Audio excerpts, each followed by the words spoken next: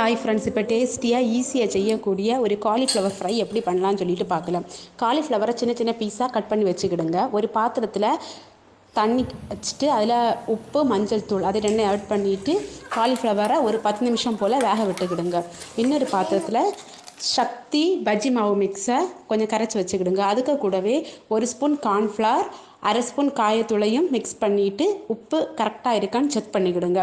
இப்போ கொதிக்க வச்சுட்டு இருக்க காலிஃப்ளவரை ஃபில்ட்ரு பண்ணிவிட்டு அதையும் தனியாக எடுத்து வச்சுக்கிடுங்க. இன்னொரு பேனில் காலிஃப்ளவர் ஃப்ரை பண்ணுறதுக்கு தேவையான அளவு எண்ணெயும் ஆட் பண்ணிவிட்டு அதை எண்ணெயை நல்லா காய வச்சுக்கிடுங்க. இந்த ஃபில்ட்ரு பண்ணி வச்சுருக்க காலிஃப்ளவரை ஒவ்வொன்றா எடுத்து அந்த மாவில் மிக்ஸ் பண்ணி அந்த சூடாக இருக்க எண்ணெயில் நீங்கள் போட்டு எடுத்தீங்கன்னா டேஸ்டியான காலிஃப்ளவர் ஃப்ரை தயாராக இருக்கும். லாஸ்ட்டாக கறிவேப்பிலையும் அந்த எண்ணெயில் போட்டு தாளித்து நீங்கள் எடுத்து ஊற்றினீங்கன்னா டேஸ்டியான